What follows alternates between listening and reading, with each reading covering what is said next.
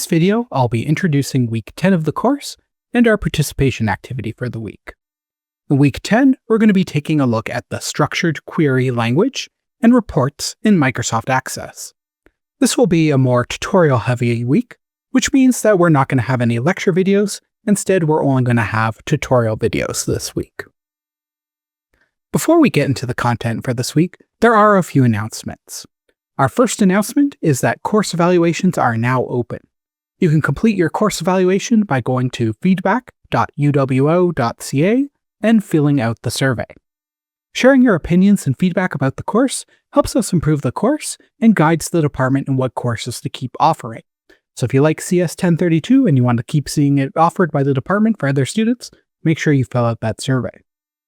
So as an example of how this type of feedback helps, only a few years ago, this online section of this course did not have any videos, and students would simply learn by doing the readings. Based on the feedback we've received from students, we've put a significant amount of work into improving this course and creating videos that make the content more accessible and hopefully more engaging than simply reading the textbook. I would love to hear what you liked about the course, the videos, and anything else that you think we could improve.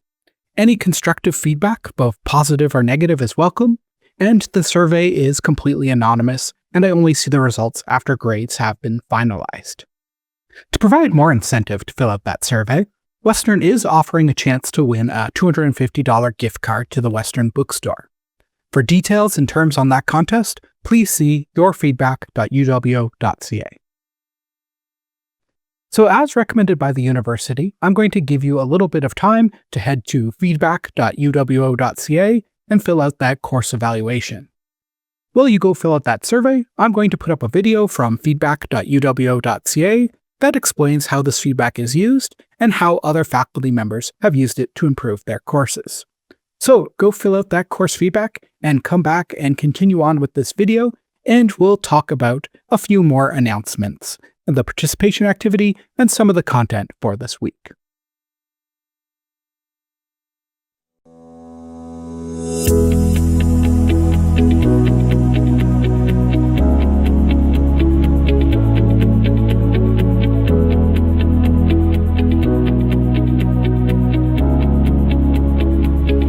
The questionnaires are very important because they really are an important signal of how we're doing in our teaching and learning mission at Western.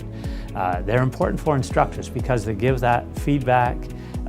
They help instructors get a sense of what's working and what's not. And they're important for students because students can now say very directly, this is what helps me in my learning experience. I'm Mike Atkinson. I'm a professor in the Department of Psychology. I'm also a teaching fellow at the Teaching Support Center. My specialty is large classes, and my class currently is 800 students. Maybe they're not too enthusiastic about the process, maybe they're even cynical. First thing I want to know is, why are you cynical? Do you think that these are not a valid measure of, say, student learning? Do you think that this is not a valid representation of what you do in class? And then I would discuss the research with them that shows that, in fact, these are valid measures of those things. My name is Felix Lee. I teach chemistry at Western. I've been here for just over 12 years now. I was skeptical at first. At first, I thought that maybe 10 to 15% of students would answer the questionnaires, but it turned out that 65% of the students answered them. And what was best was that because students were typing the answers out as opposed to writing them out in pen or pencil, the average length of each answer was much, much longer. I've used the feedback from the questionnaires in many ways over my 35 years of teaching, 26 of them at the university level. It has informed me in terms of how I deliver the content, whether I engage the students in ways that I thought I did. It also has informed me how clear my explanations are, how organized I think I am, as opposed to the perceptions of the students. So that also points to the differentiation of students' learning and ability to take in information and make sense of it. So it's made me even more aware of how different each student is in their learning and how they actually acquire and understand the information. The best feedback I've received probably has to do with how quickly I present the material. It's helped me slow down, it's helped me realize that there are many different learning styles out there, and that in class we do have to target many different learning styles. My name is Nicole Campbell, and I'm an assistant professor in the Department of Physiology and Pharmacology, and I teach the upper year interdisciplinary medical science students. So one thing I would tell my students about the questionnaires that they maybe wouldn't realize is that myself, having received feedback for so many years, I would want them to know that I actually still get nervous to read that feedback. And the reason I'd want them to know that is because that means it means something to me. So you would think that maybe as you progress in your career, you would be less nervous, but it's kind of the opposite. And I think the reason for that is that we are invested and we care, and we want to make sure that we're doing our job well. Many students think that the results of these questionnaires are going into a black box, that they're never used again, and that it's just a time-consuming process. We, on the other hand, use these results to assess teaching performance. We assess how students are finding a course. Do they find a course appropriate? Do they find a course interesting? Do they find a course totally useless for the program? So we take these data seriously.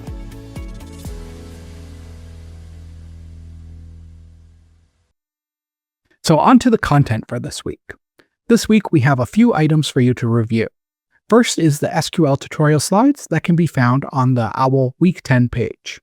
I recommend starting by reading these over. Next is the SQL tutorial video that will cover both writing SQL queries and using the query design tool in Microsoft Access.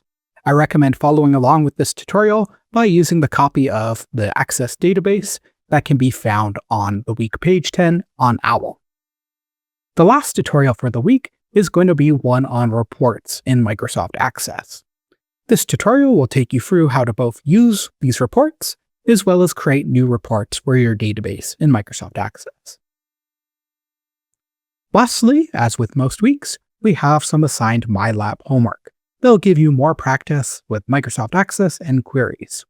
While this is ungraded and optional, I highly recommend giving it a try, and if you have any questions or run into any problems, you can post your questions to the course forums.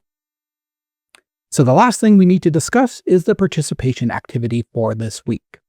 This week's activity is to create 4 multiple-choice questions that you think would be appropriate for the final exam and post them to the Week 10 Practice Exam Questions forum topic. You can find that in the Forums tab on OWL. This will accomplish a few things.